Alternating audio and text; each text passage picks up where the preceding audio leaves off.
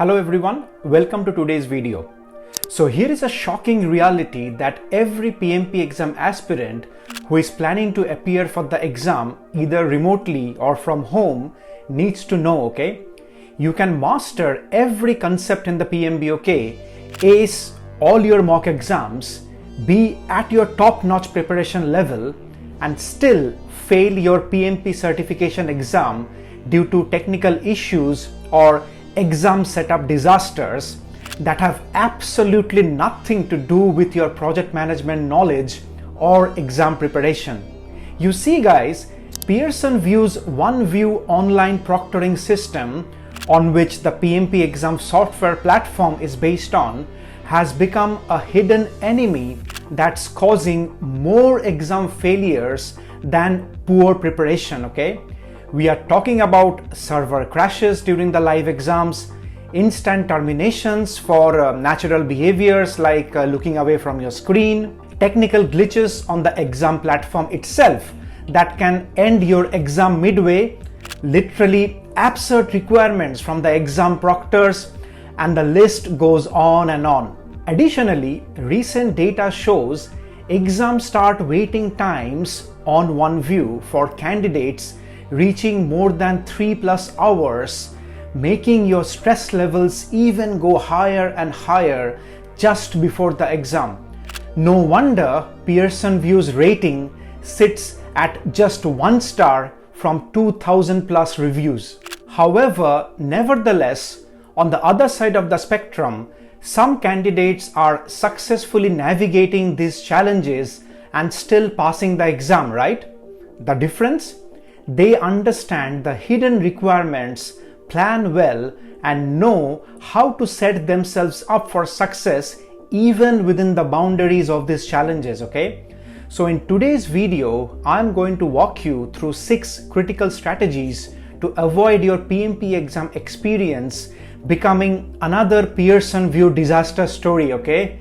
If you are planning to write the exam either remotely or from home.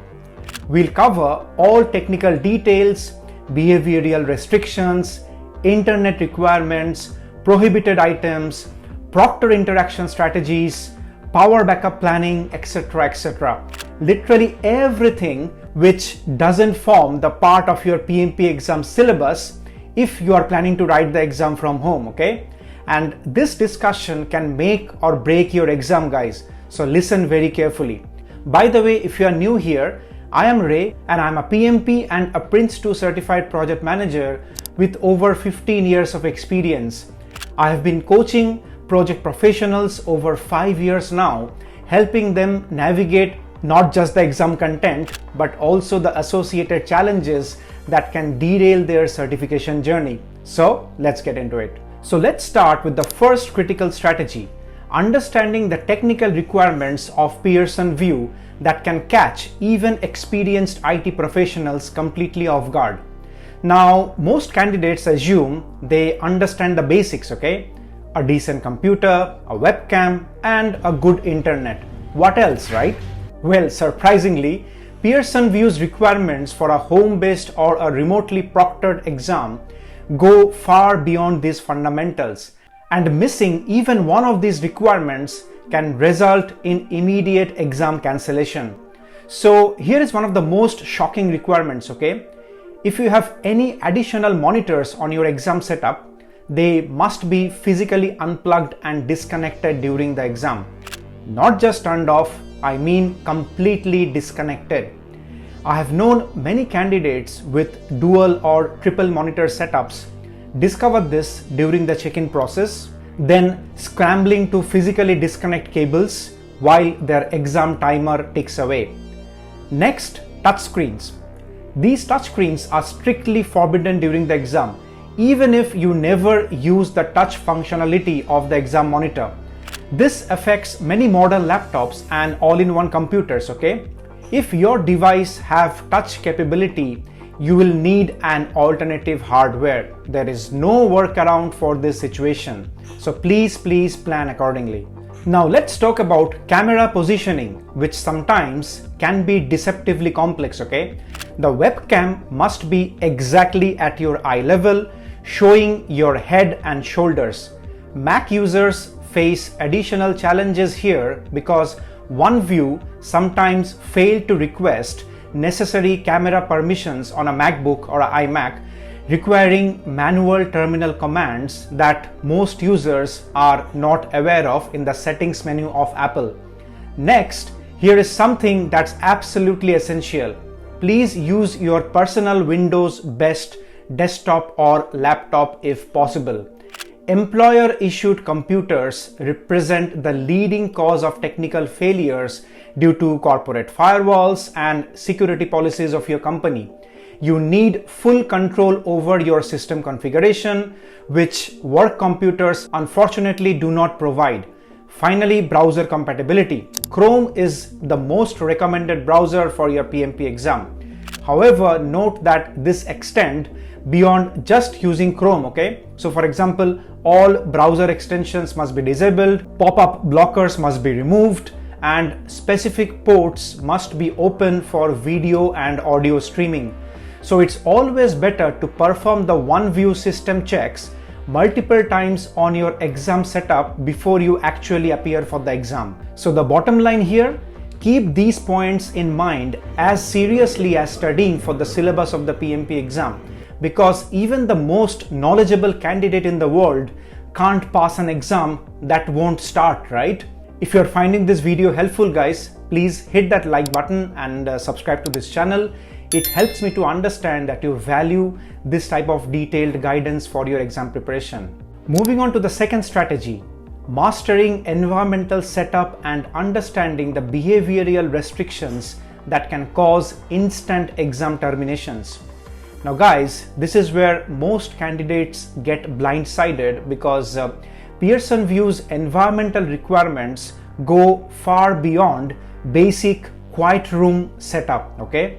We are talking about restrictions that could sometimes feel like quite unreasonable, but unfortunately nothing can be done about it, at least for now, okay? So here is the first shocker. Wall decorations are completely prohibited, and I mean everything. Arts, or let's say posters, which you see right behind my back, family photos, whiteboards, pictures, sticky notes, calendars, okay? Anything visible on your wall within the camera range must be removed. Even I'm aware of candidates getting delayed for the exam start for having motivational quotes on their walls, okay? Because the proctor was actually asking the candidate to remove that quote from the wall. So the bottom line is you need a solid neutral background with absolutely nothing on the wall mountings visible within your camera range, okay? Next, let's talk about behavioral monitoring, which has reached levels that many exam takers describe as quite ridiculous. Looking away from your screen for any reason, checking a clock, glancing at the door, your dog is barking, or even brief eye movements while processing complex questions on the screen can trigger warnings and potential terminations. You cannot read questions aloud, mumble while thinking, or engage in any self-talk whatsoever, okay? Make sense? Well, absolutely not, but those are the rules to be followed, unfortunately, okay? Now, here is another restriction that catches most of the candidates off guard. Any gesture that covers your mouth like this, or including very frequent yawning, or covering your face while thinking like this, okay, results in immediate warnings. Your hands must remain visible at all times, eliminating common concentration postures that professionals naturally use whilst they are thinking or analyzing something. Also, room occupancy rules require complete isolation. No one apart from you should be visible or audible throughout the entire exam period. This extends to adjacent spaces where family members might be seen or heard, even at a distance, okay? And even quite funnily, pet noises or appearances of your cat or dog can also trigger proctor warnings whilst you are on the exam. So the key insight, be as conservative as you can while you plan for your exam surroundings and your location for your PMP exam. Now let's tackle the third critical area, internet connectivity requirements and backup planning. See guys, this is where candidates face some of the most devastating surprises because Pearson Vue's connectivity needs to go far beyond basic speed requirements. And funnily enough, the backup options you think will work in case your connection gets dodgy are often completely useless. So here is the first critical requirement. Wired Ethernet connections for your internet are absolutely essential, okay? Wi-Fi connections, regardless of signal strength or speed, introduce variability that can cause exam issues. I'm aware of candidates even with 300 plus Mbps connections get issues during the exam because the proctors claimed no camera feed, even though the users could see active recording indicators on their screens. And also VPNs, firewalls, and your enterprise or office laptop security policies will interfere with the video streaming requirements in ways you cannot control, okay? And most candidates discover this only on the exam day when their work from home setup suddenly becomes incompatible for the PMP exam. So please keep this in mind. Now about backup options, mobile hotspots are officially discouraged, okay? And they do prove to be unreliable for 4+ hours of exam period. And I'm sure that we all know that generally hotspot performances are not that great, right? More critically, switching internet connections or resetting your router mid-exam can result in your final scores getting messed up. So stick to one reliable wired Ethernet connection at your home from start to finish. A quick tip that can help you here, okay? Coordinate exclusive internet usage from your router during your exam period. Any other streaming services, video calls, gaming, or any high bandwidth activity from your household members can destabilize your connection enough to trigger system failures.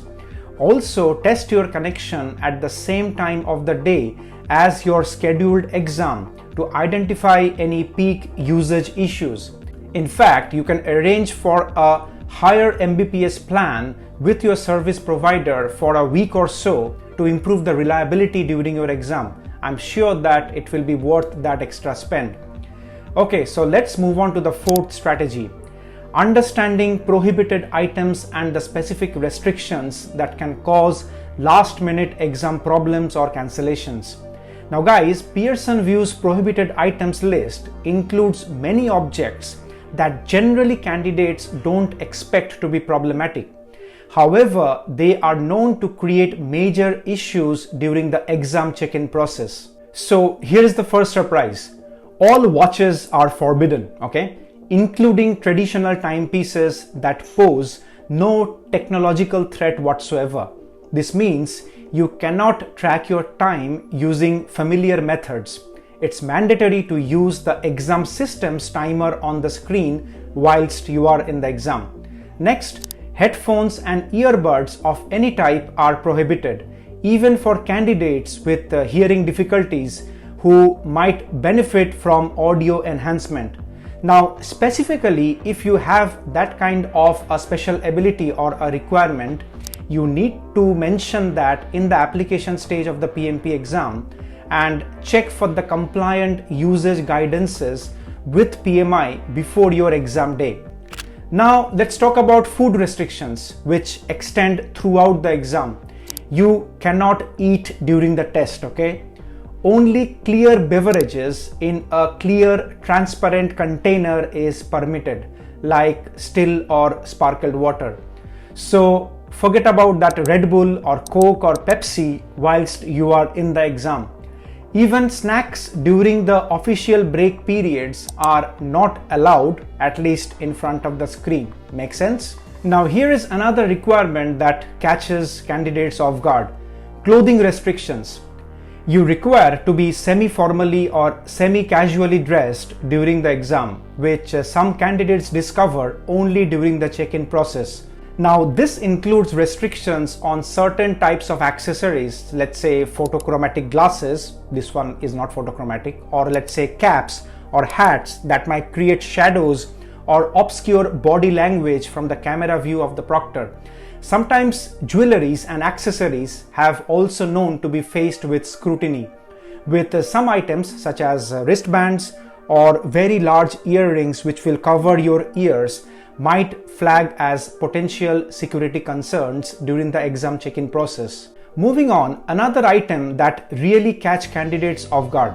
You cannot have any papers, notebooks or writing materials visible anywhere in your testing area. This includes reference materials, blank papers for calculations, pencils, scratch papers, or even printed confirmation emails. Everything must be completely cleared from your workspace and camera view before the actual exam starts. Personal items like tissues, lip balm, or medications require specific proctor approval and must be declared and allowed to be inspected online during the check-in process. Having these items appear unexpectedly during the exam can trigger security violations.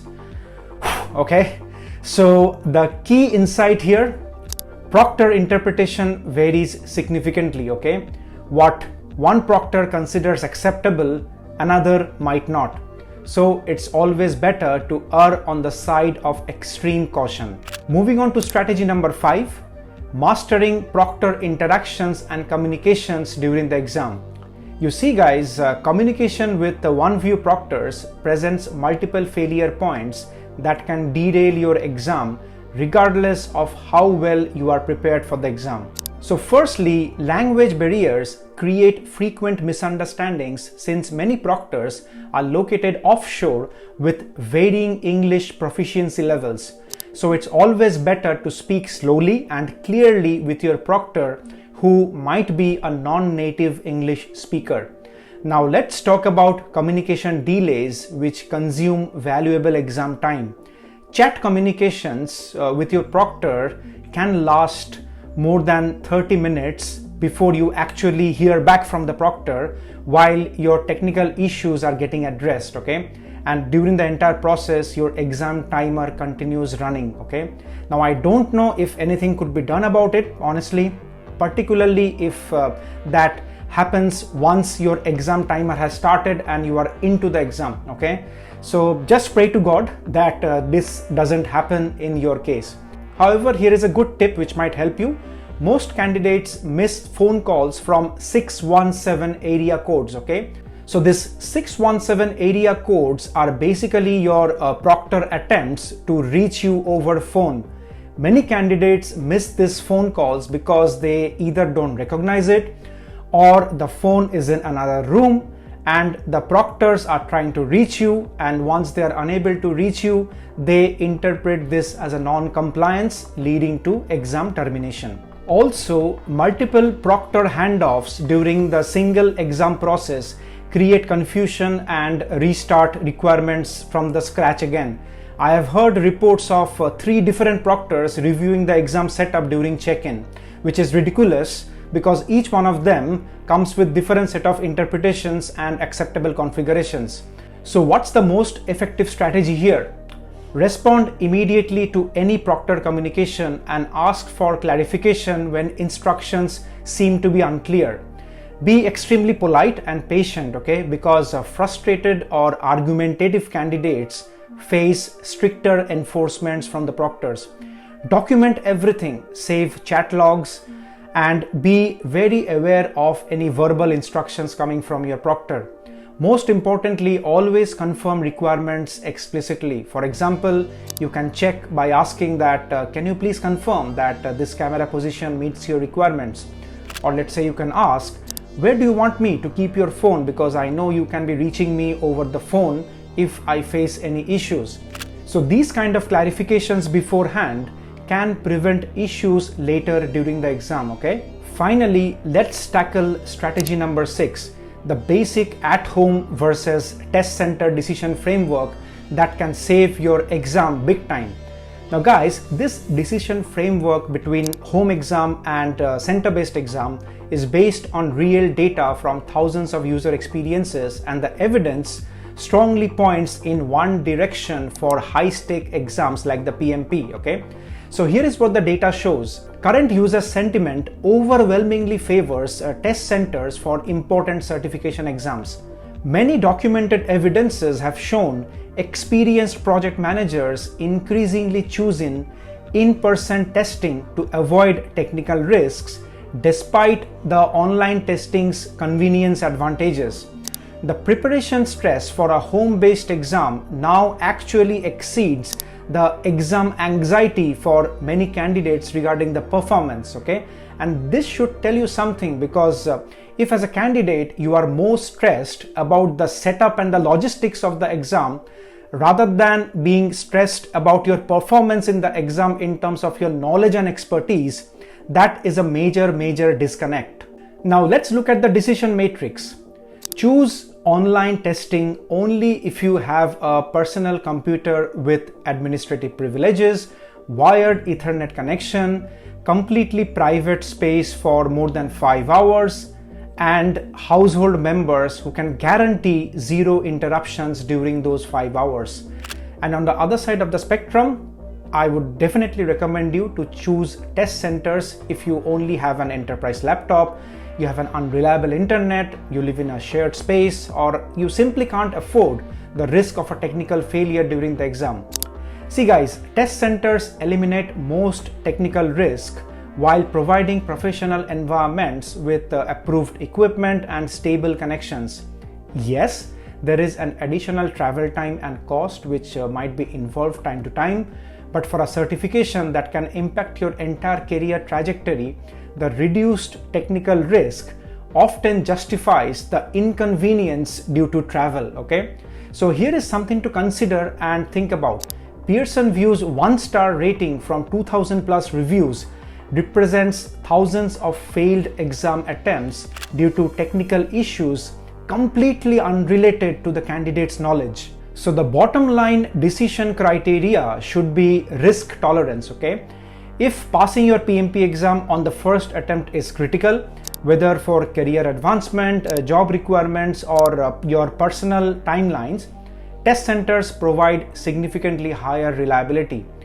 Online, home-based, or remote testing works best for candidates who can afford to reschedule if something goes wrong, who wants convenience over certainty, or lives very remotely. Make sense? I have actually made an entire video on this topic a while ago, so make sure you watch that as well after this one so that you get a holistic view. So guys, those were the 6 critical strategies to avoid becoming another Pearson Vue disaster story. Because trust me, as an instructor, I don't want any of these issues happening to you whilst you are writing the PMP exam. Let me know in the comments, are you planning to take your PMP exam online at home or at a test center after you have watched this video? I'd love to hear your thoughts and help you address any specific concerns that you might have.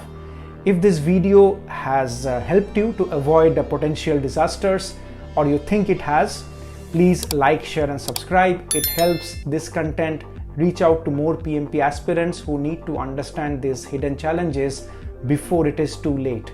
Thank you for watching, and I'll see you in the next video where we'll tackle more strategies for your PMP certification success.